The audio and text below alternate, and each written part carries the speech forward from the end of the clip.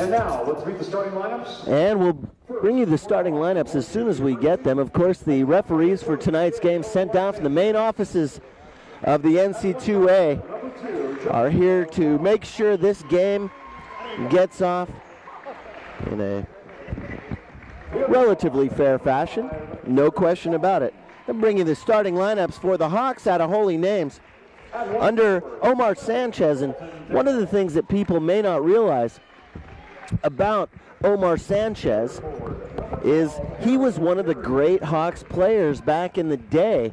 And bring in my partner for the first quarter of tonight's proceedings, the Swanee, Alex Swan. Hey, Swanee, how's it going? Doing great, Stu. Second rivalry game tonight. I'm looking forward to it. Penguin women squeaked out a great win just a few moments ago, about 20 minutes ago. And Omar Sanchez, I was just talking about, the head coach of the Hawks, one of the great Hawks in history. And it's nice to see a fine player like Sanchez, who really used to be a tremendous pain in the neck to the good old Dominicans, to go on to have a fine coaching career and keep the rivalry alive, really. The starting lineups for Omar Sanchez's Holy Names Hawks. Joshua Crum will get the start as the point guard. Crum, a sophomore at 5'11" out of Oakland. He'll be joined out there by the two guard, Curtis Ong, the 5'10" senior out of Fremont. Went to St. Ignatius High. Dalton Dale, a 6'3" junior out of Orange County, will be joined by Harold Perry, a 6'6" forward. The junior Perry is out of Rodeo, California.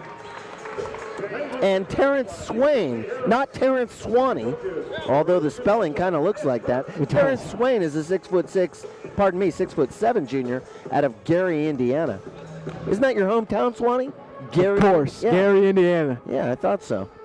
All right, fans, for the mighty DUs under Booker T. Harris. Of course, Coach Harris is joined by Rich Mendoza and Kurt Bond, all three men in their third season. The Penguins 9-5 in Pac West play after a tremendous road trip where they got past now number 3 Dixie State in Dixie's house. 3,000 people strong, and they got by him. Oh, man, what a game that must have been. Coach will be sending out Miles Carrillo, the 6' senior, out there with Dominic Taplin, another 6' junior. Hayes, Matt Hayes, a 6'2" sophomore, Devin Golston, the 6'6" senior, and Connor Haysbert, the 6'8" senior. And we've got some great information on Haysbert and his academic achievements. In the middle for the Penguins is Golston. And he's going up against Swain. It's tipped out of bounds into media row. 1 second rolls off the clock. And with 19:59 to go, it's going to be Hawks ball. The Hawks, out of Holy Names, they play in the Tobin Gym, which only seats about 100 guys. I don't know if you've ever been over there, Swanee, but it's a very small little gym. And when the Penguins come to town, they have to, they allow people in via lottery, if you can believe that. So all week long, students are trying to get tickets. The Hawks bring it in, attacking the northern rim off to our right side. And a zigzagging of the ball into the paint. Josh Crum, the 5'11" sophomore, drives it in. A strong drive, left side of the paint for 2. 19:23 to go in the first half. Worldwide on Penguin Radio. Broadcasting live from Dominican University of California. Left corner now. Golston works it down low to the big fella, Haysbert. Soft jumper. It bounces around and falls to a piece. 19 minutes to go. He had a great road trip. Haysbert picking off right where he left off. Bio major. Haysbert's got a full schedule, and he's able to improve his game. It seems like every game the Dominicans play, every time they go on a road trip, they come back, Haysbert just gets better. 18:45 now. Hawks working the ball beautifully with just a ton of patience. And the right side, again Crum. He went left side in the paint last time. This time he drifts across the key from the right, buries it, and draws the whistle. 4-2, Crum to the line.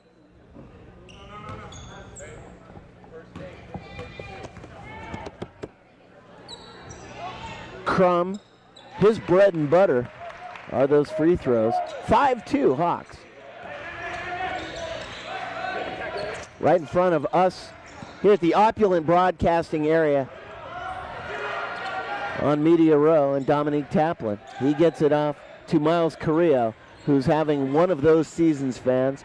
Carrillo started hot and has just continued to get better and better.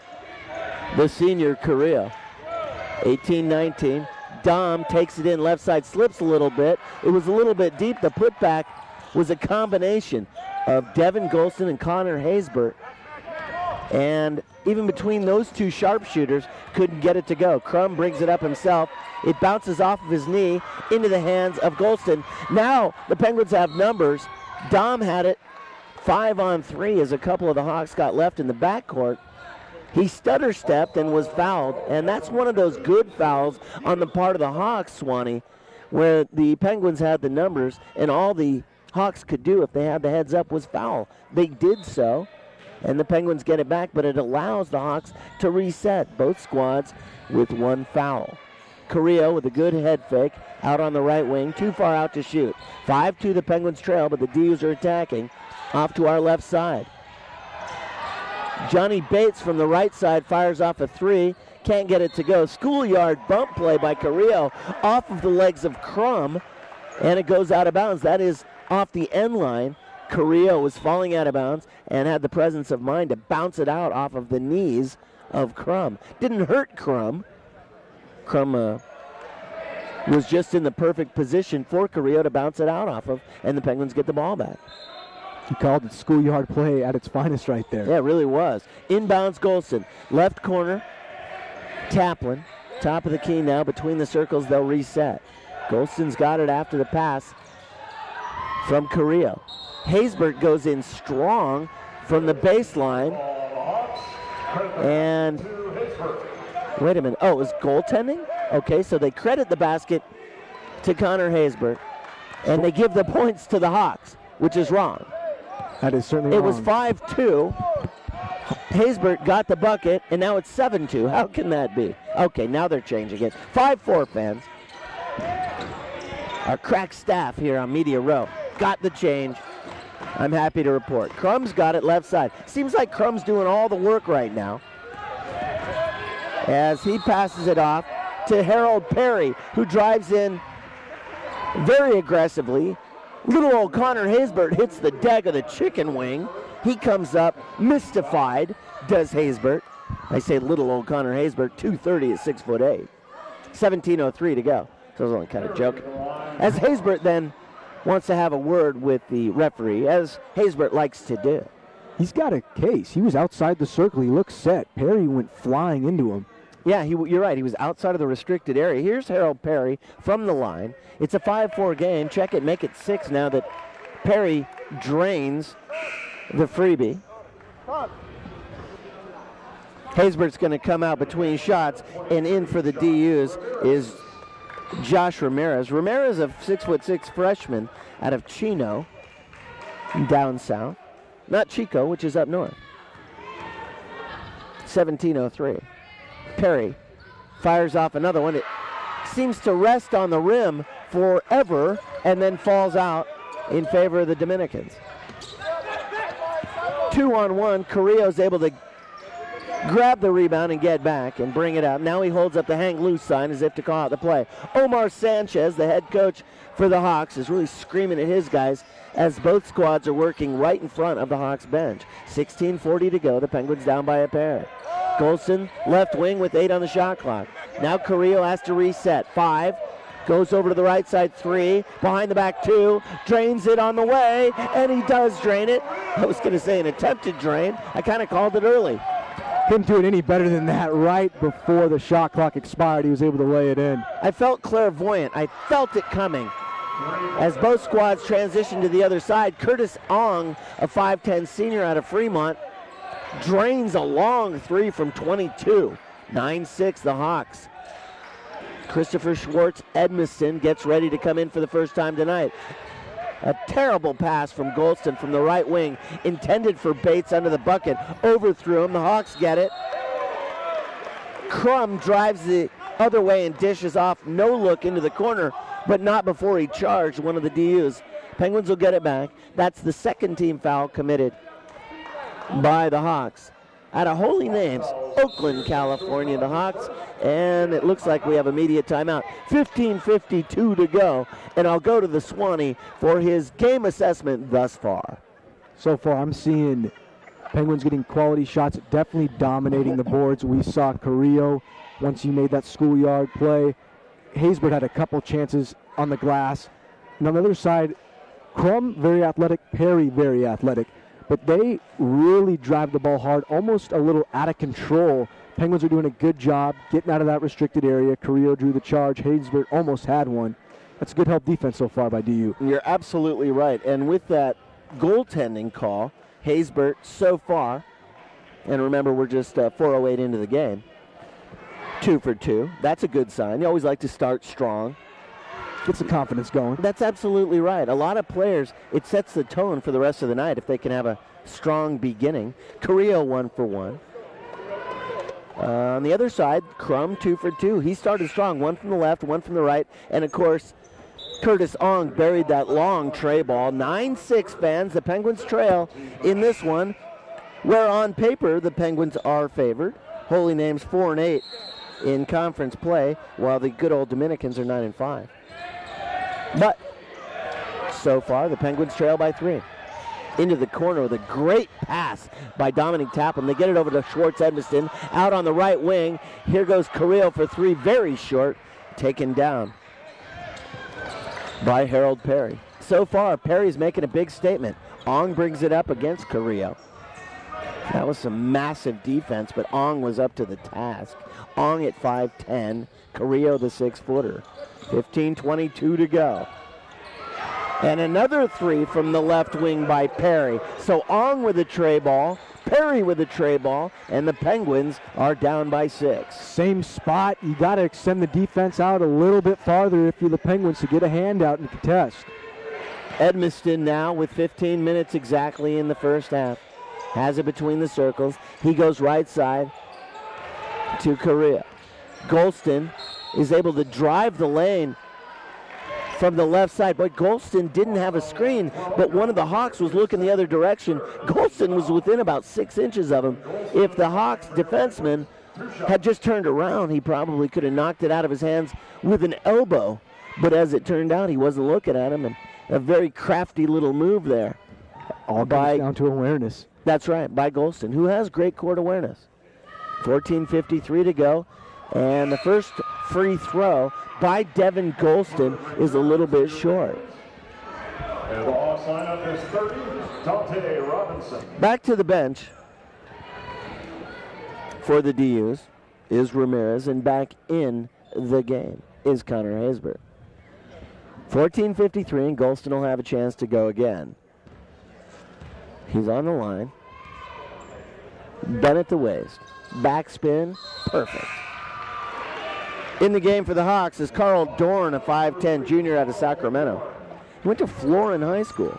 I went to McClatchy High School up in Sacramento. I'd never heard of Florin High. Of course, my days in Sacramento a long time ago, but Florin High, I wonder if that's south of town by Florin Road. I'm not sure. 14:40 to go. Here's a long jumper from the top of the key by Dalton Dale. An offensive rebound by Crum, who stops at the right elbow. Oh, he had a clean look and didn't take it. Instead, he intended the pass to Dalton Dale over in the left corner, and it goes out of bounds. DU ball. You called it. He had a look from about 15. He could have pulled up, maybe hit the jumper instead, tried to hit the backdoor cutter to Dale. A little too ambitious. He pulled up. He did everything but let it go. He had the look, and he buckled with a pull-up. Penguins now on offense. 12-7 Hawks. Edmiston, top of the key. 3 ball on the way. Perfect! With no Matt Hayes, Schwartz Edmiston's going to have to step up a little bit, and he's got one of the best looking strokes on DU. You know, coming into his collegiate career, Edmiston came out of high school in California the top scorer. That's all his resume claims, and after a long 3 ball falling out of bounds, Haysbert chased it out and decked one of the camera people. Well, she hit the deck, and I think the camera went with her. No, I don't know. I don't blame her for hitting the deck. Yeah, you don't want to get hit by Connor Haysbert. 6'8", 230. And he's going 30 miles an hour. Want to welcome in Patrick Davis, one of our communication students here. His first night on the air. He'll be adding a little color to the festivities. 13:37 to go. We'll hear from Davis in the next break. Carrillo. Very aggressive play. Penguins take it in. Haysbert, baseline. He's stuffed. It looks like he was rejected by Terrence Swain, the 6'7 junior, with 13:27 to go. Penguins down by 2. Coach Cornell Littlejohn is here behind Media Row, having come off a great women's victory tonight. They were leading by 1 with 40 seconds to go and held on for the victory. So good job to Coach Littlejohn and Brianna Chambers. Back underway, fans, inside of 13.5. Penguins down by a pair. Carrillo calls out the play, 24 on the shot clock. Top of the key now. Penguins just working it around. Very patient. If you listen to the last few games, you've heard us extolling the virtues of the Penguins' patience and their choice in the matter to pass the ball more, maybe get cleaner open looks, maybe let plays develop more. They've always been a run-and-gun offense the last few years, certainly in the Booker T. Harris era. Edmiston now drives in, a poor pass intended for Haysbert. Blake got a hand on it, tipped out of bounds. And it's going to be Penguin ball on the short end. Taplin gets ready to re-enter, and he does so in place of in place of Miles Carrillo. You wouldn't get Taplin in place of Dominique. That's the same guy. Penguins now will bring it out and reset to Taplin between the circles. Thrown in by Josh Armstrong, the 6'3" freshman. Out on the wing, Edmiston. Too much trouble. Soft side over to Taps. Straight away, back to Taps. 10 on the shot clock. He drives in. Now a bounce pass. It's rattled away. Edmiston comes up with it. 4 on the shot clock. Armstrong goes, 3-ball! Armstrong bounces it home off the window. Oh my goodness, I don't think he called bank, but when the shot clock's winding down, you got to get it up on the rim, and he got it to go. Money ball, he takes it to the bank. 13-12 for the first time tonight, the DU's lead. Hawks have had a very good start in this one as we come up on 12 minutes. Crum passes it out to Dorn. Crum and Dorn, those guys are quick and they're crafty. Dorn fires a 3-ball off the top of the key. Missed it way right, no rim. Taps brings it up. Armstrong, who just buried that big tray straight away, works it down low to the big fella. Haysbert's fouled on the way, and luckily didn't get hurt coming down. Boy, a guy that size twists an ankle. That's something you don't want to see, and I think he did twist it a little bit as he's hobbled just ever so slightly. But Haysbert's a tough guy, and he'll mask it, because the last thing Haysbert wants is to get yanked. 13-12. The Penguins lead this one by 1 with 11:51 to go. You're listening to NC2A basketball on the radio home of the Penguins, radio.dominican.edu. Horn, Swan, Davis. Patrick, are you with us? Yes, I am. All right, how about your assessment? This is the first time the fans have had a chance to hear from you. You're a freshman communications student. You're a sophomore communications student. But your first time working with us here on Media Row, and guaranteed not the last time. What do you think of the Hawks? Have you ever seen the Hawks here in the Conlon Center before? I haven't. This is my first time, and just seeing them tonight, I can tell they're really aggressive when they drive through the key. They know how to shoot threes, and my only advice for Dominican right now is that they can match that. They need to be more aggressive than Holy Names, and as long as we stay composed and make every shot that we can, I think we got them. Very well said. On your maiden voyage, you came through with flying colors, and you're absolutely right. The Hawks are very adept with the tray ball. Perry with 1-for-1 outside, and Curtis Ong. So which guy do you double if you know they both can hammer the tray balls? 13-12, and I guess we'll find out what Booker T. Harris will counter with. Tell you what, Booker T. Harris this season, Swanee, every decision he makes seems to turn to gold. It has, and you can tell by the 9-5 conference record. We were here a couple weeks ago down to the wire at Chaminade. He was pulling all the right strings, and they were able to pull out that victory in overtime. Yeah. And anytime you can do that as a coach, your players trust you. Your players buy in when you got to drop a clutch play when it's late. Haysbert misses the first one. I think you're absolutely right. When you win in overtime, and we talked about it then, you got to have the horses, you got to have the shooters, but it comes down to coaching in overtime. If it ever comes down to coaching, it's in overtime. And he got a 1-point victory in OT over Chaminade, who were expected to win. They were favored. They were way up in the standings.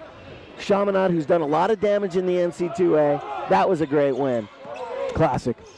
11.5 to go, fans. We're back underway. The Penguins by a pair. Firing from the left wing. Getting, I think it was one of his first shots of the night. Goes off by Watkins. That's Blake Watkins, a 6'3" sophomore out of San Diego. And he was a little bit deep. Penguins by 2 on offense. Armstrong, left side, 19 on the shot. Edmiston, low bounce pass, perfect assist to Haysbert. He missed it a little right, gets his own rebound, and puts it back. But Haysbert was unhappy with the first effort. He got up off the floor quickly to retrieve that miss and put it back in. He did not give up on the play. That was a big, big testament to see how much he hustles. Penguins by 4, perfect use. Carl Dorn's got it right side. He goes up against Haysbert. Haysbert says, no, you're not getting in. So he dishes it outside to Watkins in the corner. Watkins' second shot of the night is on the mark. A big tray ball from the left corner. And the Penguins' lead is only 1 now. 10:28 to go. Edmiston, check it. They get it out to Bates. From here, he kind of looked like Edmiston, even his stroke. Bates passes it back to Dominic Taplin, who drives in from that left elbow and is called for a walk. And you don't see that often out of Taplin, the D1 transfer in his second year as a Dominican. And he got clipped going to the hole. It almost looked like he drew a foul, but refs were not generous to give it to him. Yeah, I think you're right. He did get that little clip on the way, but maybe the ref didn't see it, was out of position, maybe blinked at that instant, or was just the ref sometimes gets screened by a guy as big as Haysbert. We're coming up now. It's 10 minutes exactly as Carrillo gets ready to re-enter along with Devin Golston. Out into the left corner, another 3 ball. This one fired off again by Watkins, very short, barely got rim. The Penguins with the rebound. Armstrong, what a great juke and jive. Back down, perfect assist. It looked like he was going to juke his way in and fire off the deuce. Instead, at the last instant, he no-looked it to Haysbert, who was waiting in the wings. 18-15 as Haysbert connects for 2. The Hawks thought the same thing. He drove to the basket, drew 2 Hawks to him. Haysbert was wide open underneath. Watkins now out on the right wings. He's got the Hawks signature red hose up to the knees, and a 3 ball from the left wing by Dorn. That's his second, 18 up. Coming up on 9 minutes, fans. The Penguins have only committed 2 fouls, while the Hawks have committed 6. We'll have Mike Temple in the second half, Swanee, and of course, Pat Davis, his first night on the air here on Media Row. Penguins now with 14 on the shot clock. Armstrong, who's had a good showing the last couple of games, fakes a good pass intended for Bates, holds on to it and softs it in from the left baseline. Oh, what a great play. What a soft touch out of Armstrong with 8:39 to go. The Penguins by a pair. The freshman finally looks like he's catching a groove and settling into his role for this Penguin team. Isn't that the truth? Watkins again, right side 3 ball, very long, but in perfect position is Dante Robinson. Robinson, a 6'5" freshman out of Richmond. He went to Salesian High, and he's there with a perfect putback. Nothing like having your guy in perfect position. 20 apiece, fans, coming up on 8 minutes. Armstrong again. He's gone up against Dorn. Armstrong 4 or 5 inches taller. Lips one out off the front of the rim. It's taken down by Watkins. So Watkins is doing a little damage to the Dominicans all over the place. The turnover committed by the Hawks, and that was on Ong, but I didn't see the call. Did you, Swanee? I did. He caught the pass on the inline, had the foot just touching the out of bounds baseline. Right. And anytime you're in that short corner, you don't have time to really catch where your feet are at. That was an occasion where he was just out of bounds. That's a good point. Let me bring in Patrick Davis. You wanted to add something to the proceedings, sir? Yeah, I was just going to say that looks like Armstrong is kind of leading the team right now. He's driving, and he's creating plays, and I think that's really important.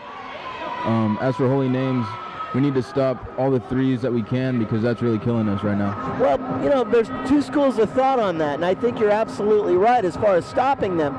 But if you can force an opponent into a one-dimensional mode, force them to fire nothing but threes, you know what I'm saying, Swanee? We've seen it this season. It's not happening to Dominican. Yeah, we've seen it happen, that's right, to Dominican when you get forced out and all you're doing is firing the threes.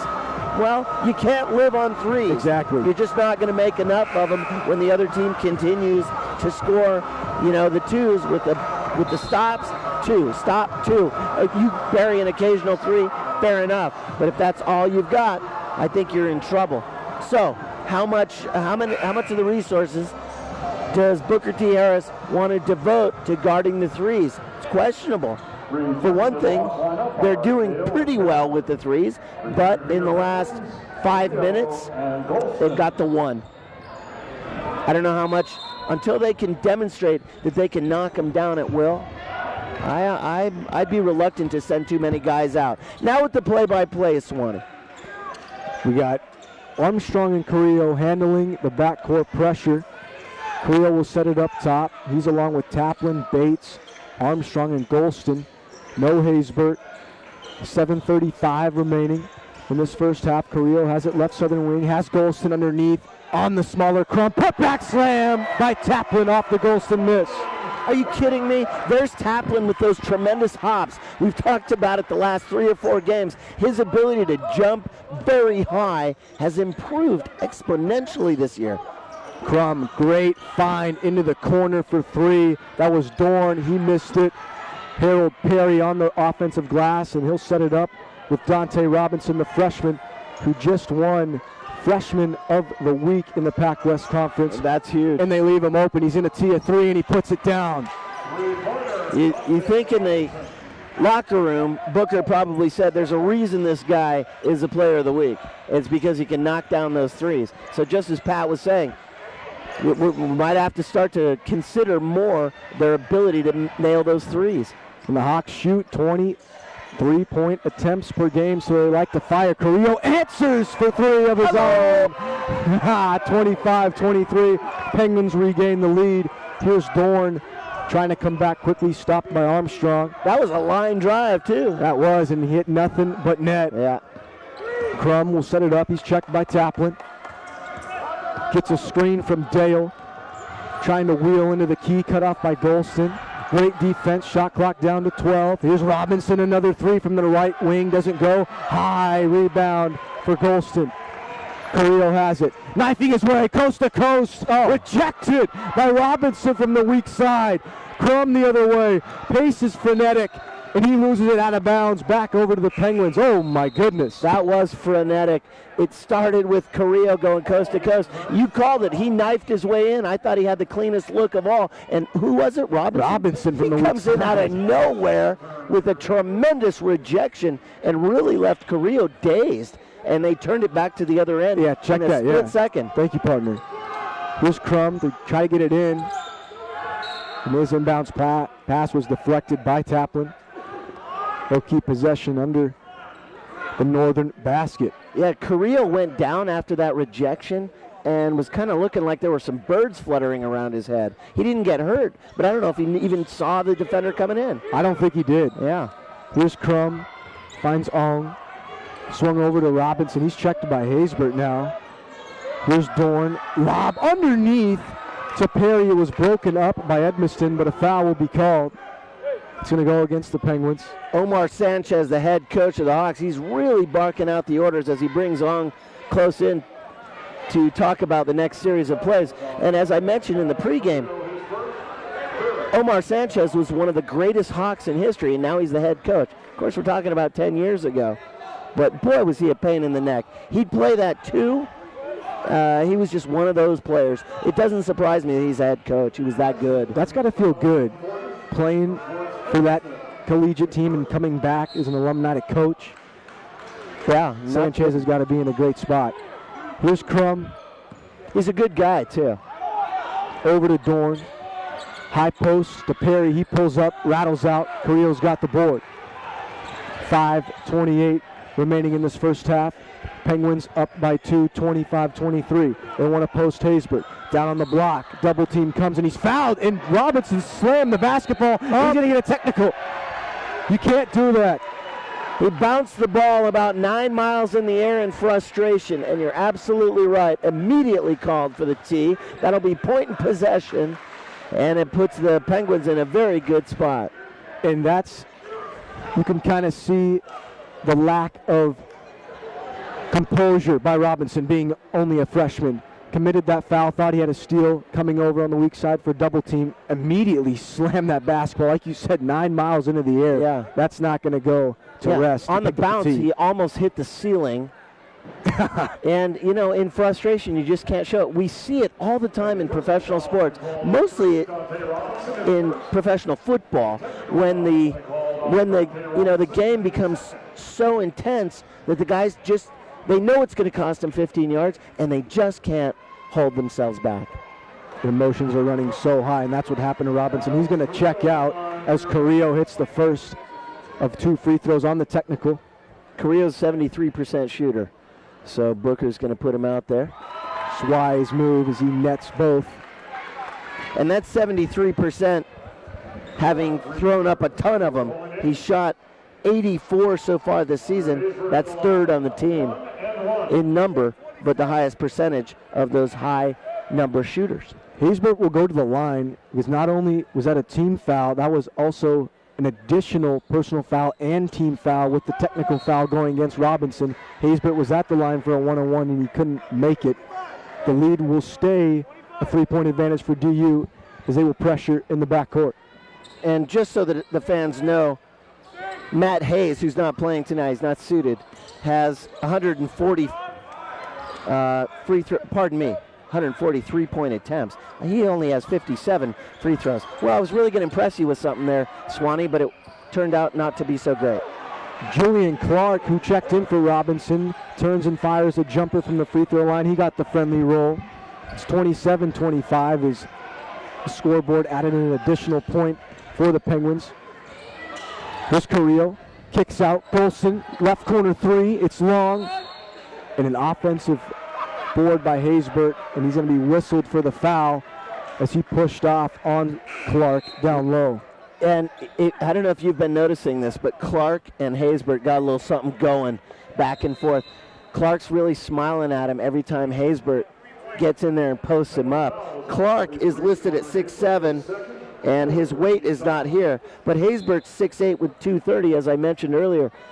And he's a little bigger than Clark. But Clark's got a big attitude going right now. And, Haysbert, with his attitude, is almost never outdone on the attitude scale. I agree. You don't want to wake the sleeping giant because Haysbert can take over. It's Crum up top. He's checked by Carrillo. Tries to go down the baseline.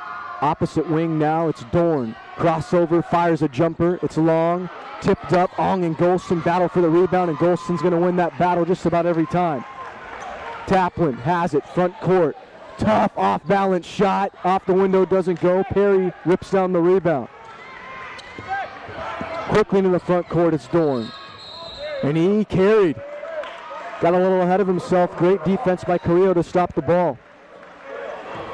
Yeah, I think you're absolutely right. He did carry the ball, and I'm not sure why, except that it seemed like he looked up a little early. As you've mentioned in past broadcasts, sometimes players see the pass coming to them, and they're already thinking about the play that they hope to unfold, to begin that series, and exactly as you said, gets a little bit ahead of the player, and they juggle the ball around. And that's what happens. As a player, you're always trying to think of what's going to unfold in your head before it actually goes down. So when he takes that quick look up, just he had the ball on his hip, palmed it, got whistled for the carry. But I agree with you 100%.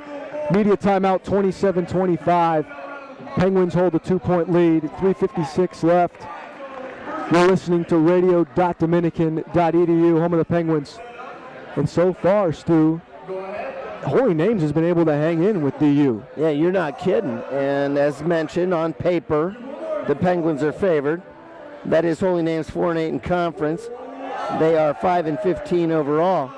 Now they've won 4 of their last 10 games, while the Penguins have won 6 of their last, but are 9-5 in conference, 15-7 overall. I mean, that's pretty lopsided, and yet the Penguins' lead is only 2, and we're inside of 4 minutes left and a half. And sometimes with rivalry games, you just got to throw out all the records, throw out everything, because it just comes down to passion and heart for these tough, grind-out games. And a lot of times people will say, who wants it more, who wants it more? Yeah. I think there's probably some truth in that, although both teams want it awfully badly. Well, we were talking about it before the game started. There's been past history. There's been brawls. You've been here in Media Row witnessing that firsthand. Yeah, years ago, it was a very physical rivalry. And we're back underway now as Schwartz Edmiston has it on the sideline. He gets it into the backcourt to Miles Carrillo, and we're back underway as the clock rolls. 350 fans, Carrillo, who took a little breather there, but now he's back in there with Bates, with Edmiston, with Golston, with Taps. Golston drives in, left side, will not be denied. Oh, brother. He's too strong for Perry. He absolutely owned Perry on that play, and Perry at 6'7" is not easy to own, but he got right around him and put the Penguins up by 4, 29-25, 3.5 to go. Crum takes the pass, dumps it off into the corner to Walker. And he throws it away. Penguins have it back. Oh, man, the throw the length of the court to Golston. He had it in his possession for one step, but then muffed it off his knee out off the end line, and it's just going to be an unforced turnover. The Penguins had numbers. Golston was right there. And he's going to look at that on tape and not like it. He was thinking showtime. Well, and with good reason. Oh, yeah. Here, he took it off the rim. This is Harold Perry. And the ball was sitting on the rim, and the rim bounced back up and knocked the ball out. He kind of hurt himself there as Edmiston goes in. Perry comes in with a big rejection. That's the second gigantic rejection against the Penguins tonight. Earlier against Carrillo, now against Edmiston. The difference is this one included a whistle. That's exactly right. That was a gigantic rejection by Perry. He punched that out into the stands. Yeah, that was ugly. But Edmiston drew the foul. That's all that matters, and he hit the line. Right. And so it can't be a true gigantic rejection if a foul's included. I mean, I can reject you, but it's not without a foul because you're bigger than me. 29-25. 2:53 to go as Edmiston knocks down the first one, as you might expect. Yeah, I think if you and I were going on one-on-one, I'd be in big trouble. Edmiston, an 85% shooter from the line. So it's pretty rare when he misses one. And he doesn't miss either of these. Christopher Schwartz Edmiston. Good old number 40 is Edmiston. What a get he was for Booker T. Harris and the Penguins. Last year he was good. This year he's better. 2:40 to go. And Taps tries his best to defend against Curtis Ong, the 6'1 senior, but Ong is able to slide one in from the left side. Golston answers very quickly as the Penguins were able to beat the Hawks back in transition, 33-27, 2:20 to go. Hawks got a little antsy after Ong made that bucket. They didn't get back. Golston beat him back smartly, put it in. You're absolutely right. Sometimes when you make a great shot, it's just human nature to hang out and admire, bask in the glory of that great shot. And the Penguins have learned the hard way that you have to anticipate the other team transitioning very quickly. Just when you look up, they're already the other side. We see it all the time. Yeah, you're absolutely right. Inbounds now, very quickly from Ong. He finds Terrence Swain, who got the start tonight. Swain is 6'7 junior, quickly on the inbounds, and Bates picks up his third. So 2:07 to go. Bates is already making yours truly nervous. I like his aggressive play, but with the absence of Matt Hayes tonight, Bates' responsibility is a little greater. I agree. Free throw, first free throw by Swain is good. 33-28, 2:07 to go when the clock rolls. Perry's back in there, and Ong takes a rest. Penguin Radio on the air. We're broadcasting worldwide as usual from the Conlin Center. Swain toes the line with the right foot, pulls the left foot back, opens things up, and knocks it down. 33-29, the DUs will bring it up very slowly. No pressure in the backcourt. Carrillo. Here comes Watkins. Carrillo's able to get it up to Devin. Golston, 360 spinner. He got a little dizzy, missed it right. That was a good move, but I think that spin has got to be tough to correct your balance on. 33-29, as the rebound is by Dorn. Dorn now goes back to the top of the key over to Perry, who drives it in himself, right side. Boy, that was slick. He leads the team in scoring, and that was slick. 33-31 with 90 seconds to go in the first half, fans. Carrillo's going to bring it up and try this again. That last try was not good. The Hawks made the Penguins pay for just the slightest sloppiness. Right side, on the wing, Dominic Taplin has a clean look at three and jumps all over it. Tray ball, 35-31, 1 minute to go. Carl Dorn's got to get out on Taplin. He'll hit that all night if he's got to look at it. Yeah, that's a good point. Tap's a confident shooter, not just from the line either. Inside of a minute, fans, were at 50. And the shot clock's at 15, 1-5. Dorn between the circles, stutter steps, gets it back off to Perry, who drives it in. Count the bucket and a whistle. He's as cool as the other side of the pillow. He gets into the lane, and he is smooth, body control and everything. Can use both hands, and he's making an impact. He's good defensively, but you're right, partner. He's a shooter. I mean, this guy is a bona fide shooter. Close range, deep.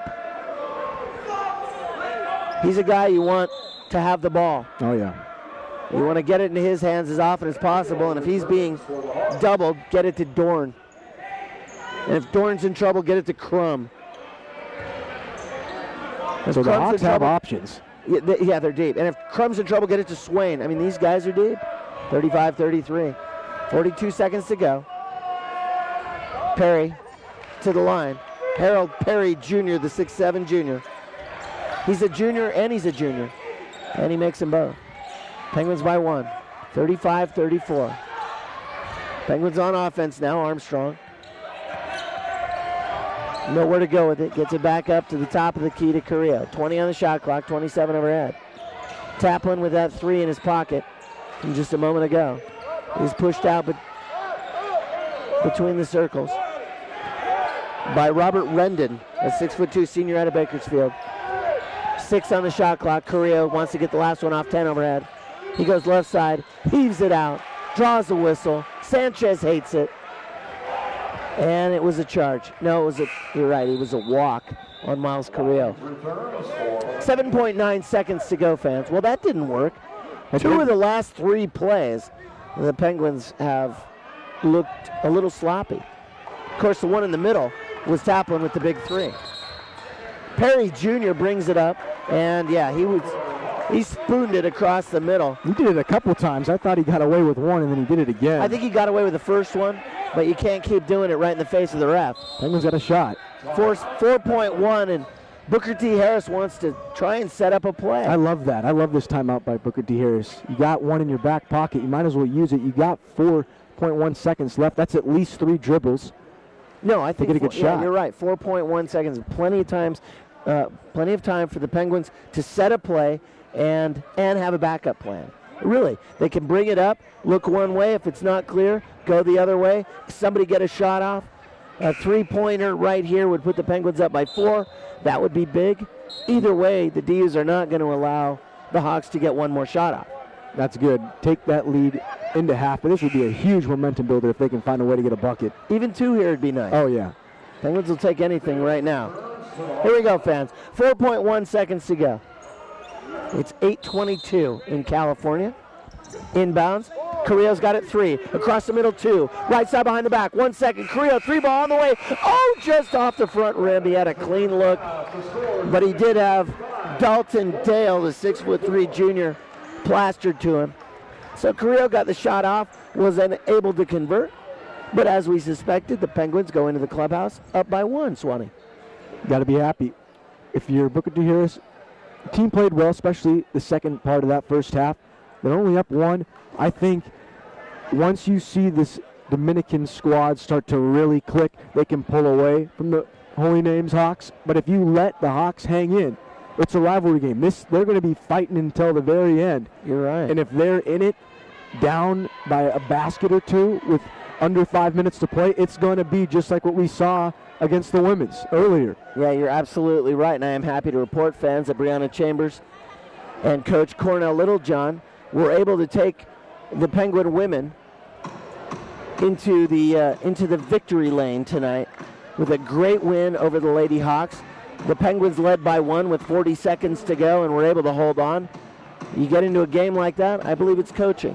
When it's that close, I like to say it's coaching.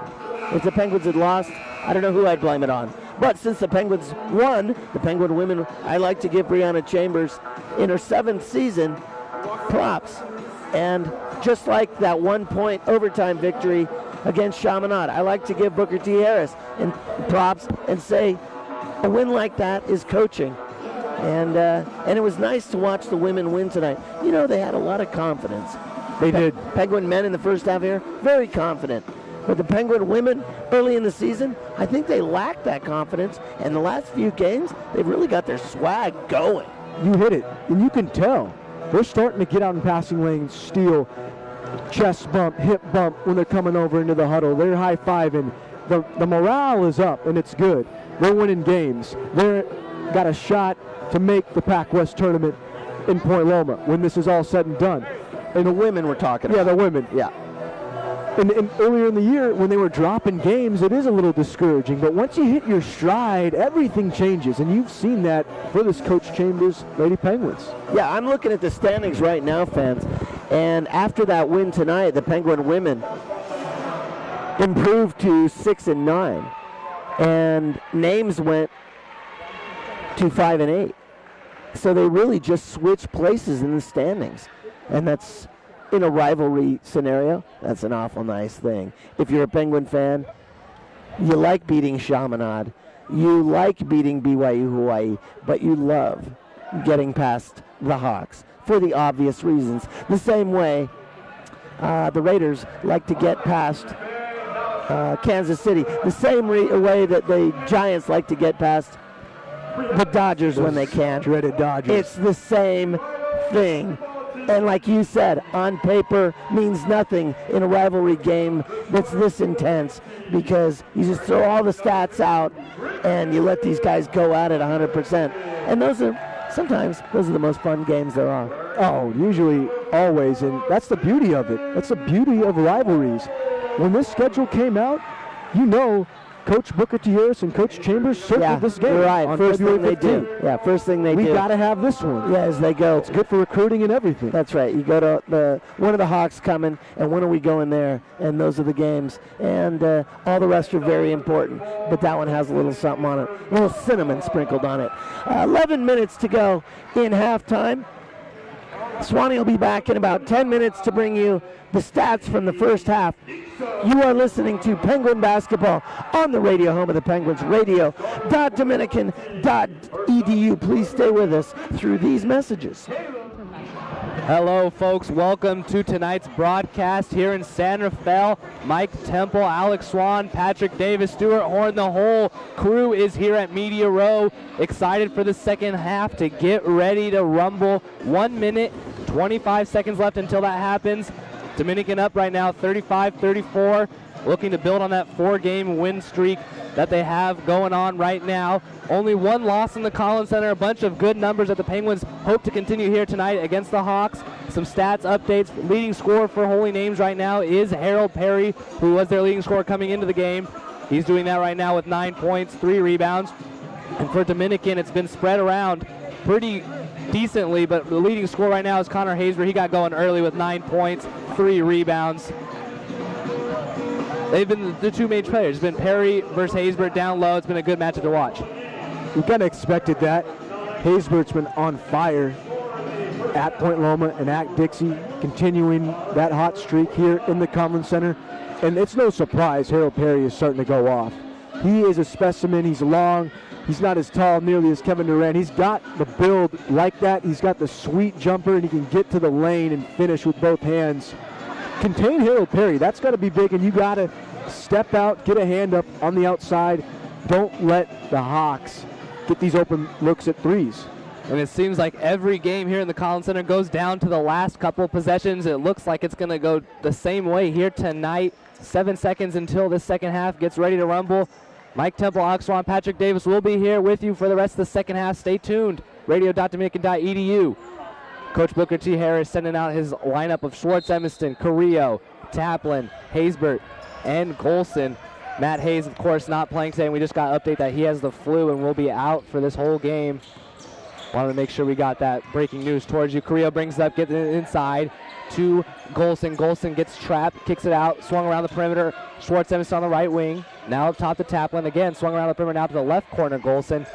No urgency right now as they're swinging around the perimeter. Still right wing, Carrillo. Carrillo dumps it inside to Haysbert. Haysbert gets double teamed, forces up a shot as the shot clock was down to 6 and misses it. Rebound Hawks. Had a great look. That's a nice shot that you wanted through Coach Harris right over the smaller Ong, just couldn't finish. Josh Crum, the 6-foot guard out of Oakland. Very good first step. The Penguins look like they're switching into a zone here. Swung around the perimeter. Right wing, Dalton Dale has it. He picks up his dribble, gets inside to Perry. Perry on Carrillo right now, a height advantage. He settles for a jumper and gets it off the glass, falls. That was smooth. Sized up. Carrillo went off the window for the 2. 36-35, Penguins trail by 1. This game has been back and forth the whole time. Schwartz Evanston has up top, swung over to the right corner. Carrillo inside to Golson. Golson looking to do work on Perry. Passes it out to Tap for a 3. Taplin knocks it down. Taplin catch and shoot. Got 2 threes tonight. Taplin known more for his inside game, showing that he has the perimeter game as well as he's knocked down 2 threes tonight. Crum comes the other way, guarded by Taplin. Right wing to Ong. Ong now in the corner, over to Dale. Ong gets it back, tries to drive, splits 3 defenders, forces up a wild left finger roll, airballed, rebound Perry, but out of bounds. He could not gain control. That was great help defense. Wild shot there. Yeah, I didn't even expect Ong to go up with that. We haven't seen much of his offensive game, and he throws up a shot like that. Uncharacteristically, anyways, good for the Penguins as they get the ball. Carrillo brings it up on the right wing. Taplin now in the right corner. He looks to drive baseline, stopped by Crum, picks up his dribble. Schwartz Evanston for 3. Just off the back rim. Haysbert fights for the rebound. Nice board. Goes up strong. Finishes for 2. Went up high for the board. He yanked it right out of Swain's mitts. Went back up strong. Haysbert's having himself a ball game. You got to be tough to guard Haysbert inside, and they show just why right there with that strong rebound. Crum comes back the other way and airballs the shot. Penguins will get the ball as it bounced out of bounds. And I want to get Patrick Davis in here right now. What are you seeing early on with the sense of urgency, both on the offense and defense side for the Penguins? It looks like Dominican got a good talk during the halftime. I think they're coming out with more fire than the Hawks right now. And it's pretty evident that we're taking the lead. We have 4 more points right now. And as long as we can keep the fire burning, I think we can basically burn the Hawks out. Keep the fire burning, exactly what I wanted to hear. Carrillo has it in the right corner, 17 on the shot clock. They're in no rush. This is typical Penguin basketball. Look for one good shot. Milk the shot clock down. Carrillo gets a wide open 3 and he knocks it down. Perry couldn't get out in time. Hello. Him and Taplin are pulling the Splash Brothers tonight. And you are referencing Curry and Thompson right there. The Splash Brothers, it is Carrillo and Edmondson and Taplin. Everyone getting involved from beyond the arc. 43-36 Penguins lead. In the left corner, Perry has, he gets a nice head fake, but the dribble penetration is stopped. Ong has it up top, dribbles to 2 defenders trapped. Swung over to Crum in the right corner. Crum has a very good first step, 10 on the shot clock. Gives it over to Ong in the corner. Deep 3 from the corner. Misses. Crum gets the rebound. And the hustle by the 6-foot guard gets them another possession here. 25 on the shot clock as it reset with the ball hitting the rim. No movement right now. Crum still has it. He dribbles to the right wing. Gets inside, beats Carrillo, hands it off to Ong in the left corner. Ong gets inside the paint. Over to Perry for a deep right corner 3 miss, and Ong gets the rebound. Another possession for the Hawks. 3 chances at it. DU's got to dig in. Can they get the stop this time and the rebound? This could be demoralizing, these second chance points. In the left corner is Dale. Dale inside to Crum. Crum on one knee, passes it out to Ong on the right wing. Ong dribbles, trapped by Carrillo and Schwartz Emerson. Ball swung over to Crum up top. 10 on the shot clock. Dale on the left wing. That one's short. Do they get the rebound? And it's going to bounce in the left corner. Loose ball, and the Penguins get the ball, not because of their own rebound, but because the ball bounced out of bounds. I'll tell you what, Perry just sent Carrillo flying going after that loose ball. He was lucky not to pick up a foul as they were battling it out. Penguins will take over on possession. That was great defense. 43-36, 15-59. We are at our first media timeout of the second half. Penguins looking to get that 5-game win streak and move ever so closely to that number 2 spot, which they are only 2 games behind and 1 behind the third place spot over Dixie State, who will be coming to town Thursday, February 20th, which is an important day for Dominican basketball. It's the Ron Powell Tribute Night. He was a Dominican player and coach from 1971. He was a class of 1994, and he just passed away recently. All of those funds, the Thursday night game, will be going towards his Roneel Powell Memorial Fund. So definitely come out and watch the Penguins basketball, but also support a good cause. Tragic news. February 20th against Dixie State. Definitely tragic news. Story just broke about 2 days ago. He has a family, has a kid with cancer, just a lot of tough news to take in for his family, and it's definitely going to be good that the Penguins are supporting him as a community. Oh yeah, thoughts and prayers go out to his family. Coming back to this game, Dominican against Holy Names, NC2A action, a huge Pac West game. Devin Golson 5 points, Connor Haysbert 11 points, Carrillo 10, Taplin 7, Armstrong 5, Schwartz Emerson 5. They are spreading the wealth here today for the Penguins. That's how you win basketball games. The more people you get involved, the better chance you have of winning the game. And we've seen it with the girls team and the girls game. They love to spread the ball. They love to spread the wealth, and that's what makes them so successful. They get everyone involved. The men are doing the same thing here, and that is why they are up 43-36, 15-59 left in the game, and we resume play here. Carrillo has it. He's getting trapped in the backcourt. Taplin now has it. Nice baseball pass over Schwartz Emerson, and they break the press easily. Carrillo now has it up top. 2 feet beyond the three-point line. Dribble handoff to Taplin. Taplin over to Schwartz Emerson in the left corner. Swung around the perimeter again. Carrillo has it. Right elbow swings over Taplin. Taplin wide open 3 in the corner. Just missed. Haysbert, nice rebound. He dribbles, puts it on the ground, and is stolen. As a big man, you don't want to do that. You want to keep the ball up high, and that's why they lost possession. Hawks come back the other way. Racing. Perry has it at the three-point line. Golson daring him to shoot it, and he won't, and he gives it up top to Dorn. Carl Dorn, the 6'1 junior from Sacramento, gives it off to Crum. The Penguins running that zone, which has been successful here in the second half. Perry has it, swung to the left wing, Robinson. Now to Dorn, no movement, 8 on the shot clock. They've had no success getting to the paint on this possession. Dorn looking to do it himself. Deep three. That one's missed, rebound by Haysbert. Way to get out and contest that 3 by Dorn. Carrillo got a hand up. Haysbert, of course, is going to be crashing the glass down low. Speaking of Carrillo, he pushes it, gets to the rain, uses the body, and nice finish inside. How good is he at keeping the dribble alive once he gets into the paint? Biggest lead of the night, 9 points right now. Penguins up 45-36. Crum has it up top. Penguins still in that zone. Dorn in the left corner. Daring the Hawks to shoot a 3 right now. Perry has on the right wing, and a reach-in foul called by Taplin. One of those hand check fouls. Rather have that than foul Perry during the active shooting or on the drive. And that is Taplin's second foul. Coach Booker T. Harris is going to chase him for the freshman, Josh Armstrong, who, like Patrick, Stu, and Alex talked about in the first half, Josh Armstrong played very well in the first half. He did. He's only a freshman, and he's finally settling in, understanding his role of what he needs to do for this Penguins team to be successful. We resume play. Crum has on the right wing. He takes it himself inside, air balls, but rebounded by the Perry. In a fight for the loose ball, Schwartz Emerson ends up with it. Carrillo looking to push. He has Golson. Golson streaking 3-on-3. Golson pulls up and pulls an ankle. It looks like that is not good. Oh, my goodness. He's down. That is not good. He is hurting. That's his knee. Grabbing his knee, grimacing in pain. This is devastating. One of the key players for the Penguins all season. He's been named Pac West Player of the Week 4 times already on the season. He is hurting right now. His trainer will come out. This is a sad moment for the Penguins right now. This is terrible to see your senior leader go down. That's how much he means to this Penguins team. And the crowd, it's not good. The crowd has really fallen in a hush as this is, like you said, the senior leader, one of the most important players on the team.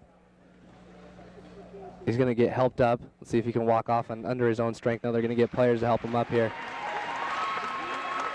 Glad to see him get up, and not you need a stretcher at least, but not a good moment for the Penguins. He can't make it off on his own weight. You got to hope that's not an ACL or a meniscus injury.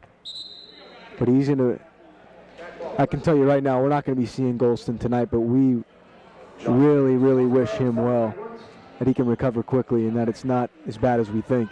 And the only silver lining I can think about in this situation is they do have a week off until their next game. He can get rested. Still sad to see such a good player go down like that in a situation like this in his senior year. We hope the best for him and hope his recovery is quick. 14 minutes left. Hawks coming back the other way. Crum has it, trying to direct traffic. See if they can find a thing to break this zone offense, and an off-ball foul on the screen by Perry, and the Penguins will get the ball. Carrillo doing a good job fighting over that screen. Perry moved his feet, can't do that. Offensive foul. That is the third foul for Perry, who is a key player for this Hawks team. Penguins trying to get this lead to double digits. Bates has it on the inside, goes up for a nice layup. Good job breaking the press. Great job by Carrillo, attracting the defense, finding the cutting Bates along the baseline. Now the Penguins imposing their will, up 11, 47-36. Hawks have it. They have not found an answer to this zone. Crum has it now. He tries to drive, kicks over to the left corner where Watkins has a three, and that's huge. Keeping him in the game by the way of the three ball. Watkins has got a couple of them tonight. 47-39, 13 minutes, 15 seconds left to play. Carrillo has it, uses a screen from Haysbert. He's up top still. And an off-ball foul as Haysbert was trying to set a screen, and it looks like Dorn's going to pick up the foul and try to fight through the pick. That is his first foul, third team foul for the Hawks. Here, 13 minutes left to play. No, that's going to be the second team foul. I thought that was the third. Second team foul for the Hawks. Inbounding the ball will be the freshman, Josh Armstrong. Carrillo wants the ball in the corner, doesn't get it. Nice find, and Haysbert gets it inside and knocks over his own player in Bates. Quick flash from Haysbert. Nice find from Armstrong off the inbound. And Bates jokingly laughs towards Haysbert, why'd you got to knock me down? That's neither here nor there. 49-39, Penguins up 10.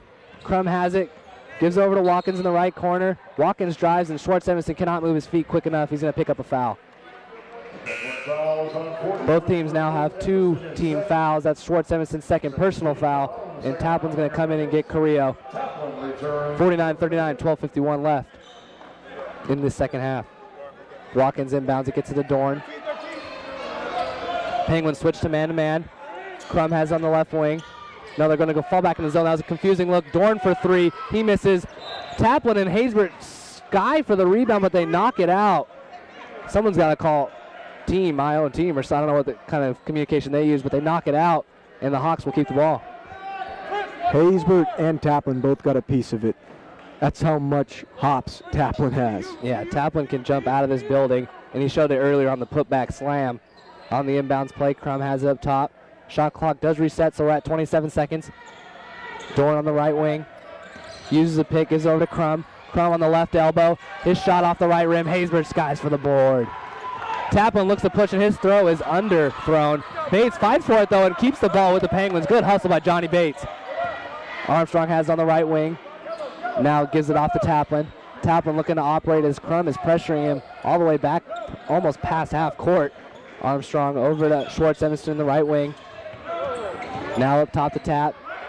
Tap taking his time, 15 on the shot clock. Uses the pick from Haysbert. On the roll, they give it over to Armstrong in the left wing. Armstrong drives, he skies, he finishes for two. Good move on the smaller Dorn. Went baseline, couple bounces with his left hand, rose up and hit the J. He's impressing me tonight. He definitely is impressing me as well, as he is taking advantage of the defender that is guarding him, and he finishes for two. 51-39, we're at another timeout here, 11 minutes and 46 seconds. Mike Temple, Alex Schwann, Patrick Davis with you. And Patrick, you get the pleasure of watching and not having to commentate the whole time, so you probably see some things that we don't. What are you noticing early on in the second half? I think Dominican is definitely making the Hawks force shots, and that's taking away from a lot of their points just because I think the pressure is getting to them, and they can't make every three, you know, so I think it's perfect what we're doing right now. And even though Golston out, I think as a team we can still work together, and as so far it's proven that we are keeping the lead and we're staying strong. So I think it's possible that Golston's the fact that he's injured now, I guess, I don't exactly know what happened, but it seemed like his knee was injured, and it's a pretty bad injury, but that could bring the team closer. I know that from experience as a soccer player, so I think if the team comes together around the fact that one of their biggest captains is out, they might bring some of the younger guys in and give them a chance as well. Yeah, good point. If you just joined us, Devin Golston did go down. Matt Hayes is sick, and like Patrick was saying, an injury can sometimes, to one of your better players, can bring a team together, make them play better. And like you've seen Armstrong already, he's already coming into that role, knowing that he has to play better with both Hayes and Golston out. Coming the other way out of the timeout, Ong has on the right wing. He drives, stopped by Armstrong, and around the back pass is tipped out of bounds, and the Penguins are going to get the ball. I love what Patrick said. We had another media timeout here. But you're a band of brothers. When one of them goes down, you got to have someone step up, next man up. You hear it in sports all the time. And when one of your, especially star players, I'm going to refer to him as the star player, he's third in the conference overall in scoring, you got to have people step up. You got to have another man really take on that role that he had, and that's what it's all about. That's why you have team camaraderie. Yeah, exactly. No one's going to make excuses if one of your top players is out. So what this has to do for the Penguins is bring them together. Like you said, someone else has to step up. Even if it's a multitude of players, you need someone to fill the void of Devin Golston, and that's right now. Armstrong is doing that. You've seen Schwartz-Evanston do that in the absence of Hayes. It's going to be a team effort for them to come back from this, depending on how long Golston's out. It could be just a minor injury, but what it looked like, it might be something more than just 1 or 2 games. Hopefully not for his and our case here on Media Row. This is NC2A action in the Collins Center. The Penguins versus the Hawks. Our next broadcast will be next Thursday. That is not tomorrow, of course. February 13th against another rival in the Argonauts of Notre Dame, Dana Muir, small school out of Belmont that I know a little bit about since I transferred from there. So it's also a rivalry game for me. Men will be taking place at 7:30. Women at 5:30. That a little personal feel for you. Yeah, definitely. I'm not going to bash that school, but it wasn't for me, and it's going to be interesting to see all the guys that I once cheered for now going to be seeing them play against my new school, so that'll be interesting for me as well. Just on a personal note here. Coming out of the timeout, it's going to be Schwartz-Evanston, Armstrong, Taplin, Bates, and Haysbert. Haysbert is open deep if they want to give it to him. If they want to force it to him, they don't. Taplin has that midcourt. Back to Armstrong. They just get past the timeline before the shot clock. He picks up a dribble trap. Schwartz-Evanston gets at the free throw line, bounce pass to Bates, bounces off his knees, but then hits a holy name defender and ricochets out of bounds. That ball was ping-ponged around. Ends up Penguins ball here, 23 seconds on the shot clock. Armstrong will be inbounding it. A lot of trust and faith in the freshman. Nice alley-oop to Haysbert. He hangs but misses the layup. Gets his own rebound and finishes. We've seen that twice already.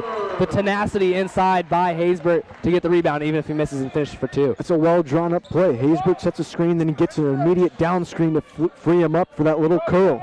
53-39, Penguins building on this lead. Coming the other way, Perry forces up a wild shot.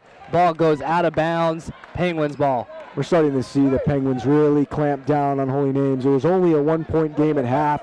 It's blossomed out to 14 now. It's all starting on the defensive side of the basketball. And that's what you'll see with an underdog coming in. The first half is usually close and they have a spirited effort, but the better teams, the more polished teams will assert themselves in the second half. Coming back the other way, Schwartz-Evanston for a right 3. He misses. Rebound, holy names.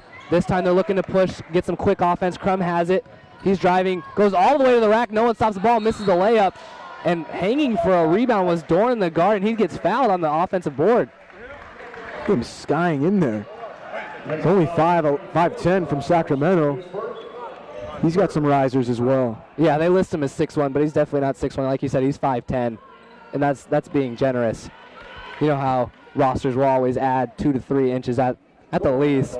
They list him at 6'1", but that's not true. I like your call on 5'10" there. He's going to the line for 2 free throws here. Dorn bounces it twice. At the hip, he shoots it, and that one is good. 53-40, 13-point lead for the Penguins. 10 minutes and 28 seconds. And Coach Booker T. Harris is mad that he's at the line because he thought it was a rebound foul, but they guess they're going to call him in the act that he was going to tip it in. I got to agree with Coach Booker T. Harris on the Penguin bench here. But anyways, knocks down both free throws, 53-42. Again, they're setting up that press, which hasn't really worked. Carrillo over to Armstrong. 30 on the shot clock, got 5 seconds to get a pass. They do. Schwartz Emerson trapped in the right corner here, and he used the timeout. Nicely done, as there's almost going to be a 5-second call there. Swain and Perry did a nice job trapping up Schwartz Emerson in the corner. That's always a tough position, because once you cross that timeline, you got the half-court line, the baseline, the sideline, trapping you along with the defenders, so you really have 4 defenders. Yeah, it's really 4 defenders, and that's why he had to use a timeout. There was no way he was getting out of that. Smartly done, though, by the sophomore Schwartz Emerson to call a timeout, as every possession in the second half is magnified and more important down the stretch, and that's why only up by 12 right now. Each possession is important. Coming out of the timeout, we got Haysbert, Armstrong, Schwartz, Edmonston, Bates. It looks like we had 6 foot. No, Haysbert was just wiping off his feet. That tricked me, because usually when you wipe off the feet, you're going in the game, but he's not. It's going to be Armstrong, Bates, Carrillo, Schwartz, Edmonston, and Taplin on the inbound play, going towards the northern end of the Collins Center. This is the nightcap of a doubleheader, which the women won earlier. Carrillo has the inbounds. Being pressured. Bates has at the right elbow. The Hawks are up in the defensive pressure here. Carrillo for 3. He knocks it down. Right over Dorn. He's been heating up in the second half. That's too much room if you're Dorn to give Miles Carrillo. Carrillo has improved his three-point shooting over the latter half of the season. He's knocking down almost 40% over the last 5 games. And Perry looked like he traveled but doesn't get the call, and he finishes for 2. And Taplin's talking to the official right now. It did look like he walked. 56-43, Carrillo has on the left wing. Backdoor cut from Taplin. They can't find him. Carrillo still has it now. He dribbles all the way over right towards us on media row. He gets it. Bates for a right corner 3. Bates knocks it down as well. Bang, bang, 2 in a row. They double Carrillo off the pick and roll. They leave Bates for the pick and pop, and he makes them pay. Crum coming back the other way, hands off to Perry. Perry glides but misses the layup. Rebound, though, was knocked down by Swain. Swain goes up for a shot and gets fouled in the action. Penguins really starting to pour it on, by the way, the 3 ball, back-to-back possessions. First Carrillo, then Bates, making this lead grow up to now 16, 59-43, 9 minutes and 19 seconds left in this one. Penguins looking for that 10th conference win. They'll be the second team to get into double digits if they can accomplish that today. Swain on the free throw, knocks it down. Coming in for the Penguins is going to be Ramirez, also a freshman. He'll be taking the place of Schwartz Evanston. Right now, if you're the Hawks, this is the time to go. 59-44 with only 9 minutes and 19 seconds left. They need to make their run now. The Penguins will do their best to stop it. Swain with another free throw, misses that one, splits the pair. Taplin has it. They set up their soft 1-2-2 press. Armstrong has it as they are past half court. Gives it back to Taplin. Just 2 feet away from half court now. Like we said, the Hawks are up in that defensive pressure. Armstrong in the right corner trying to drive on Crum, but they stop it. Carrillo has it. Gets to the right elbow. He picks up his dribble. Now to Taplin on the left elbow. Taplin drives, kicks over to Armstrong. Armstrong for 3. No, that was Ramirez. They get those two mixed up. 23 and 24 are their numbers. He misses the 3. Rebound by the Hawks. They push. Dorn over to Perry in the right corner. Perry, nice swing through, drew move, gets to the paint, gives it off to Swain. Swain goes up for a 2, and he's fouled. Good dump down by Perry to Swain. Able to go draw the foul and get himself to the line. And game ain't over yet. Yeah, with Swain getting to the line the last 2 possessions, they are slowing down the game. They're prolonging the game and getting Dominican in foul trouble. That's the 5th team foul, just 2 away from the bonus, which we all know in a close game could come back to haunt you. Swain split the pair last time. He'll be going to the line for 2 more. His first one is true. 59-45. Checking in for the Penguins is going to be Haysbert, taking the place of Johnny Bates. Next broadcast will be Thursday against NDNU. Then the Penguins hit the road again for one game against Holy Names. Splits the free throws again, and Haysbert gets the rebound. They break the press. Armstrong has it. Gives it over to Taplin on the right wing. Taplin brings it to the top by the Dominican insignia midcourt. Over the right corner. Carrillo inside to Haysbert. Haysbert cross-court pass over to Taplin on the left wing. Now Carrillo for a deep three. Just in and out, and rebound goes to Swain. Carrillo wanted that one. Hawks running the court. Harold Perry has on the left wing. He drives, hangs, gets fouled, and finishes the shot. This is to cut it to 11. Holy Names hanging around. And I've heard it many a times watching Warrior games. You get the game down to double digits or even under double digits. That is the most important part of a comeback because it gives your team hope. And right now, that's what the Hawks are doing, inching closer to that ever so important double-digit mark, 59-47.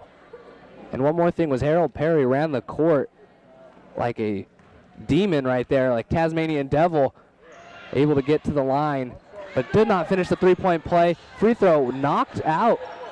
Up in the air like 10 feet. Carrillo ends up with the loose ball. He looks to push, gets it. Nice throw inside. Haysbert finishes with a dunk. Oh, Ramirez touch pass to Haysbert. It all started with Carrillo. Beautiful play. Two-handed slam gets the crowd into it. 61-47, 7:50 left in the game. Trying to stop the momentum that the Hawks were slowly gaining. Crum has it up top. He dribbles, gets to the paint, and gets fouled. You've seen it here in the second half. The Hawks are making it a point of emphasis to drive, to get the ball inside and get to the free throw line. 7:42 left in the second half, 61-47. We are at another media timeout here in the nightcap of what was a very good start to the day. The Lady Penguins won after being only up by one with 40 seconds. Then with 13 seconds they had a turnover. We thought, wow, the Hawks team might actually come back. They needed a three on the last possession, but the defense of the Penguins stopped them. And the Lady Penguins were able to come out with another win and really just cement themselves as maybe even a 5 seed in this playoff chase. And Patrick Davis, a soccer player, how important is it to get these wins in conference when they're close? I know you played soccer in a lot of close games in soccer. I even watched a couple against Holy Names go back and forth. How important is it for your team to get close wins? It's probably the most important thing. It all comes down to numbers in any kind of sport. And toward the end of the season, when you're this close as Dominican basketball is to the top of the leaderboard, I think getting this win is very important when they're about to play Dixie next week, or in 2 weeks actually. And since Dixie's just ahead of them, I think it's really important mentally for the team. They'll get the edge going in to play Dixie, and I think they'll feel more confident when they actually start to play. So. And I couldn't have said it better myself. Winners of 4 straight. They have climbed themselves up the leaderboard into the number 4 position, just one game behind Dixie. And like Patrick said, Dixie will be coming here in the Collins Center playing on February 20th in what might be a game for 3rd seed in the playoffs. But every game matters, and that's why right now the Penguins are trying to close this one out, 61-47. Leading scorer for the Penguins right now, Connor Haysbert, 17, and Correa with 15. Pacing the Penguins right now. Crum at the line for 2. And a little story about Joshua Crummer. He goes by JJ. Went to the same middle school with him. Played against him in high school. Very good all-around athlete. Has a great first step. And I know that from personal experience because I try to guard him and he just blow by me. He knocks down both free throws. The sophomore from Oakland, California. Gets the score to 61-49 here. Carrillo has the ball. They set up that press again. Don't know why they keep it because it's easily broken. This time doesn't go up in a layup. Armstrong has it on the right sideline. Gives it over to Carrillo up top. Now tapping on the left wing. Screen by Haysbert. Haysbert slips the screen, but they can't find him. Ramirez, right elbow. Gives it over to Carrillo. Carrillo drives inside the paint. He hands it off to Armstrong for a corner three. Just missed. Rebound goes to Dante Robinson. Now Dorn looking to push. Crum has it on the right wing. Three-pointer for Watkins. No, he pump fake. Gives it off to Crum. Crum drives over Haysbert. Nice finish by J.J. Crum. Woo! You introduced him at the right time. Saying you personally knew the man because he went flying left-handed layup style. That was amazing. He went up and over. Up, under, over. I don't know what it was to beat Haysbert. The much taller defender gets this game to double digits, 61-51. Armstrong has it. Now swung around the perimeter, left wing, Carrillo inside to Haysbert. Haysbert goes up for a shot and is pushed behind him and gets fouled. Goes wide for 2 free throws. That's such a good play that Coach Harris dials up there. You got a flex cut from Haysbert coming right in front of Carrillo on the ball side. Once Haysbert catches that ball down low, that deep, there's just no stopping him. It's either going to be a foul or a bucket. And also on that flex cut, Haysbert will fake the pick and roll and he'll slip it, which is getting him quicker and open looks. And then if they have a different variation to it where he will set the pick and actually try to get the pick and roll. It's a great play for Coach Booker T. Harris, Miles Carrillo, and Haysbert, like John Stockton and Carl Malone right now. Haysbert goes to the line for a free throw. Misses the first one, but he does get the second one as it was in the active shooting. 10-point lead for the Penguins, 6:43 left. This one should go down to the wire like it always does in the Collins Center. The second free throw is good. Lead up to 11. Dorn has it. Newly entered Josh Casham, just helping him break the press as Dorn now has on the right wing. Dorn looking for some action. No one moving right now. We've seen that at times for the Holy Names. They'll run the isolation play. They get it to the right elbow. Now swung over to the corner for a three, and it hits the front rim, bounces on the other side of the rim, and gets the shooter's roll, falls. Dante Robinson for 3. That's a huge bucket. That is a huge bucket. That cuts the deficit to 8. This one is going to go down to the wire. 62-54, Taplin has it. Over to Ramirez. Ramirez to Carrillo. For Carrillo for the answer 3. He misses. Offensive rebound, Haysbert. Haysbert over to Armstrong, and they settle the possession. Good job by Haysbert inside to get another chance for the Penguins. Armstrong on the right wing getting pressured by Dorn. Uses the pick from Ramirez. Ramirez slips it, doesn't get the ball. Taplin at the left elbow, drives all the way in the paint, but blocked by Perry. Perry rejected him. Dorn running the court. Dorn doesn't see anyone open. Perry with a nice alley-oop, but he misses it. That was an up and under reverse alley-oop. High level difficulty alley-oop the other way. Haysbert controls the ball, misses the shot. This ball is going everywhere, and Coach Booker T. Harris sees it. Did he call a timeout? No, they're going to have a ref. We're going to have a stoppage here with 5:30 left, 62-54. If you're Carl Dorn in transition, you have 2 other teammates running the wing. I don't know why he tried to barrel inside and throw up a wild layup. And then you got Perry trying to come up and grab it in midair and go up and under. That was just way too difficult. Almost got it to go. That's what I was trying to say, but things got too quick there. He's supposed to be a point guard, and you're supposed to have your head up. Didn't find him, and it helped the Penguins there as it kept it at an 8-point lead. Taplin has on the right wing as we resume play here. Carrillo now up top, uses a screen from Haysbert. Carrillo can't find anyone open. He picks up his dribble. Schwartz Emerson comes to help. Backdoor cut by Taplin. Taplin knifes his way inside the paint and gets fouled and finishes for 2. Oh, great pass from Carrillo, but like you touched on, he knifed his way, sidestepped Perry, left-handed layup. That was pretty. And it all started with the backdoor cut. The Hawks have upped the defensive pressure and trying to deny the ball. Taplin noticed that, cuts back door. Nice catch. Then it was the finish. A great offensive player knows how to do that. He sidestepped, like you said, finished for 2, and will go to the line to try to get this lead back up to 11. Taplin, a very good free throw shooter. This one is good. It's a 5-point swing right there. Huge point because they missed the easy transition layup that they should have had. Penguins come back the other way and get the 3-point play. 65-54. Crum looking to answer. Has it up top. Taplin will be switched to guard him. Looking for Perry. Posted up on Carrillo, but they couldn't get it to him. Now they do on the left elbow. Right elbow, that is. He dribbles to the left elbow. Swings it over to Crum on the right wing. Crum using a screen from Perry. Can't find anyone open. 8 on the shot clock. Crum looks to isolate. And on the drive, he's going to get fouled by Carrillo. Carrillo not happy with that call. Did well to move his feet. Carrillo complaining to the ref. He really didn't touch him. I didn't see it very much, but that's going to be the 7th team foul for the Penguins, sending Crum to the line for a 1-on-1 opportunity. Very good free throw shooter on the season, shooting at 73%.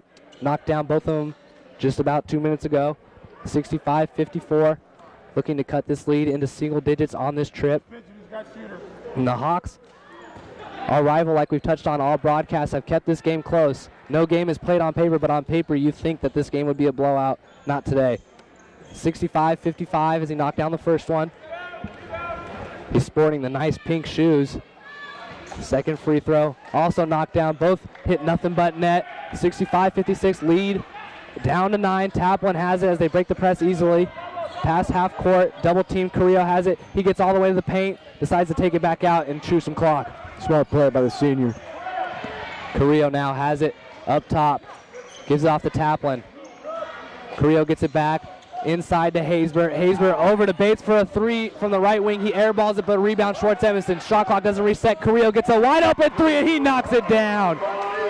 Found himself open after Bates had airmailed one over the top of the rim, and that's one of those plays where holy names you just can't help. You can't do anything about.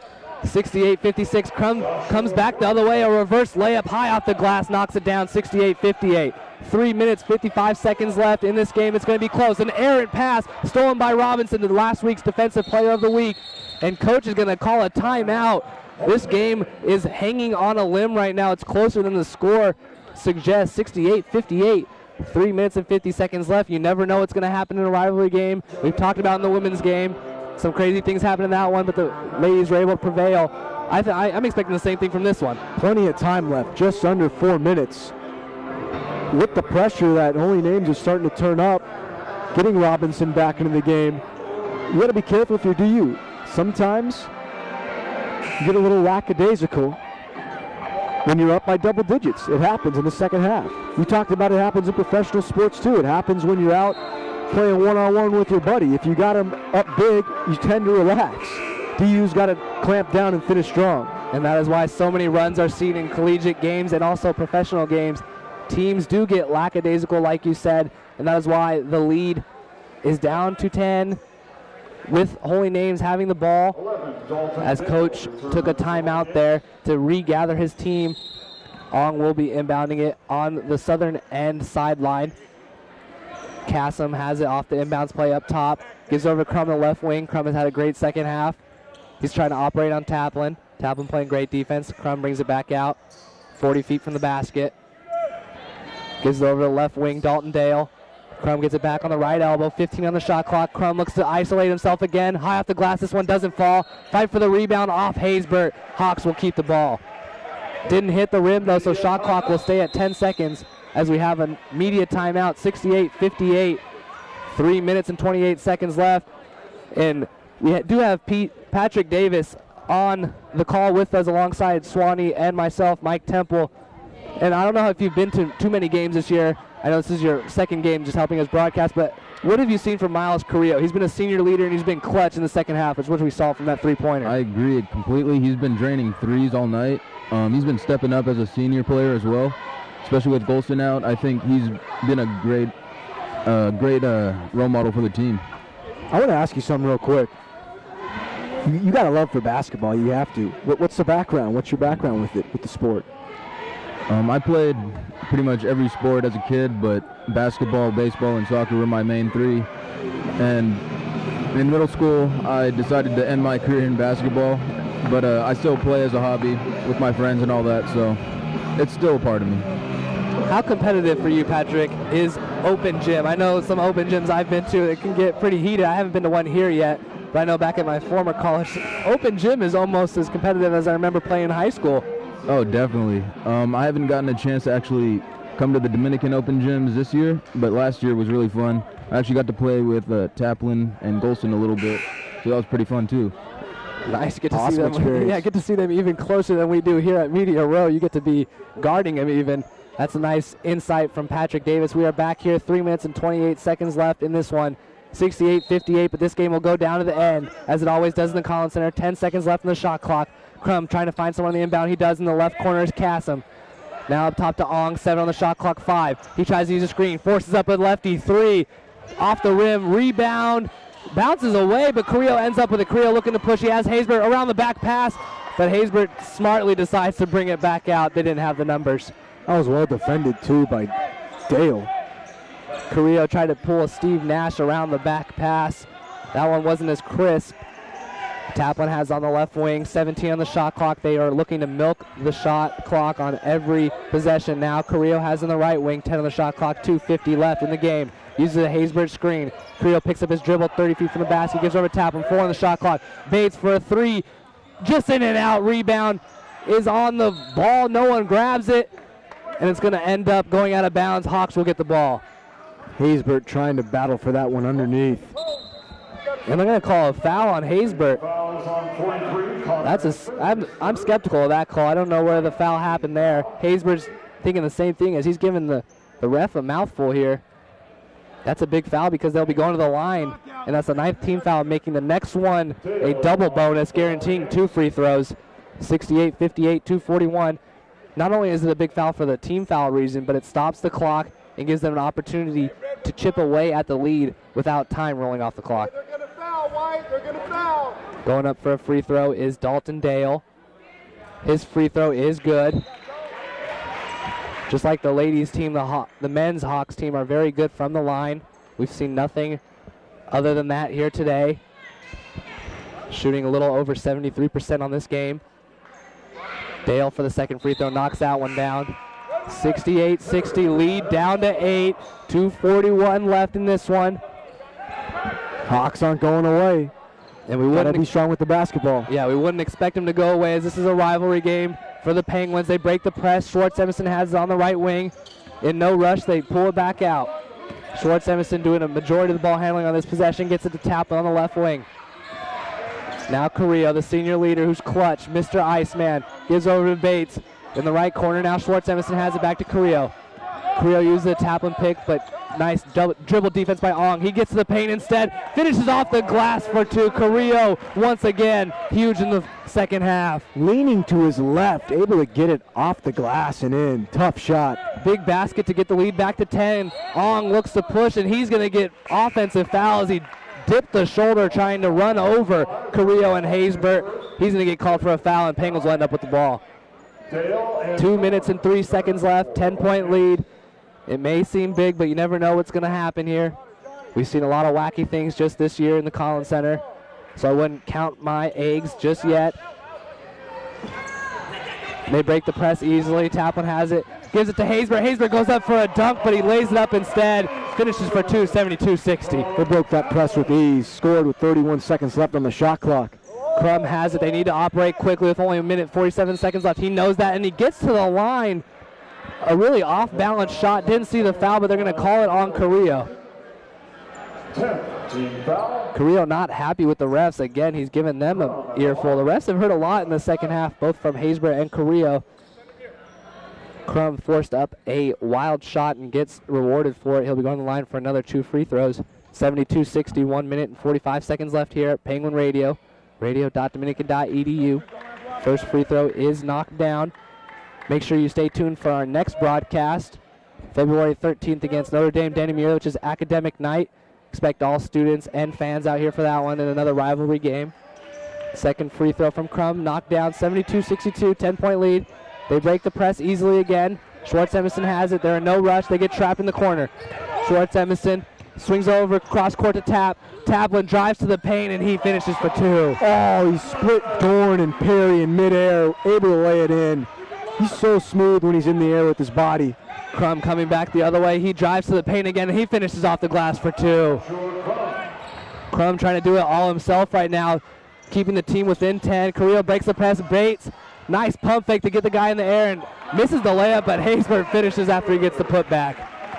No easy buckets, no gimmies. Bates found that out right there. Haysbert able to put it back. Dorn with a quick 3. That one missed. Carrillo rebound. They are going to salt this game away. A minute left on the clock. 76-64. Carrillo pulls it back out.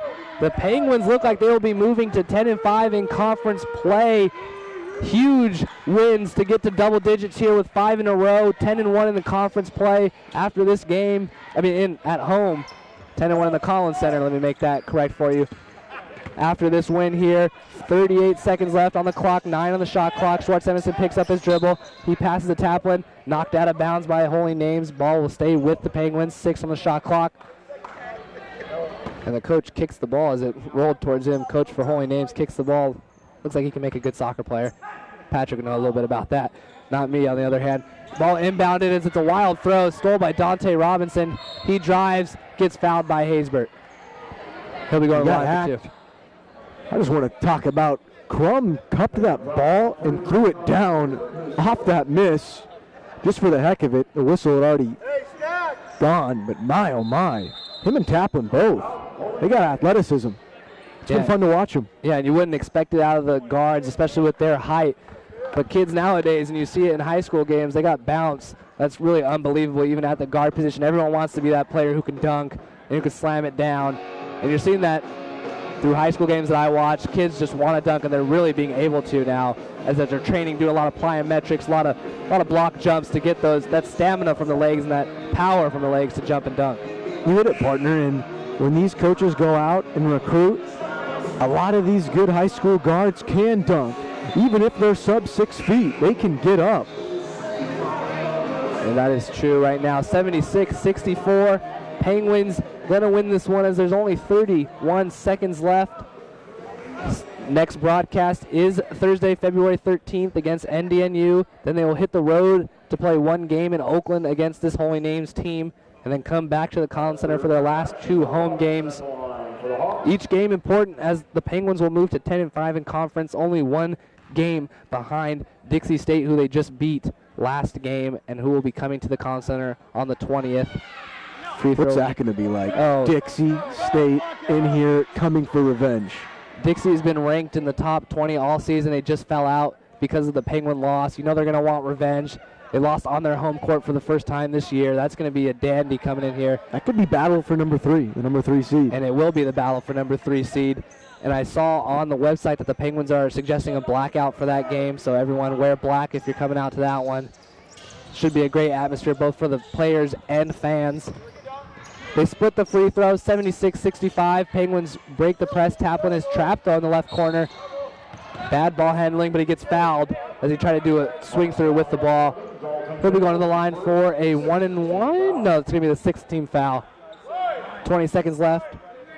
76-65. Another strong win for the Penguins. They did it in the second half today, as they were only up by 1 after the first half, but really imposed their will in the second. We tend to see that a lot. They come out, kind of feel out their opponent in the Collins Center in the first half, and then really get after it in the second half and take care of business. And the Penguins don't need to force up a shot here. The shot clock is off. 13 seconds left in the game. The Hawks still trying to play good man-to-man defense. Now they sag off. Both teams stand up off the bench. Good win for the Penguins here. Clock ticking down to 1, and it's officially in the books, 76-65. Penguins win again, 5 in a row. Keep the train rolling if you're Coach Booker T. Harris and the boys. 16-7 overall, 10-5 in Pac West play.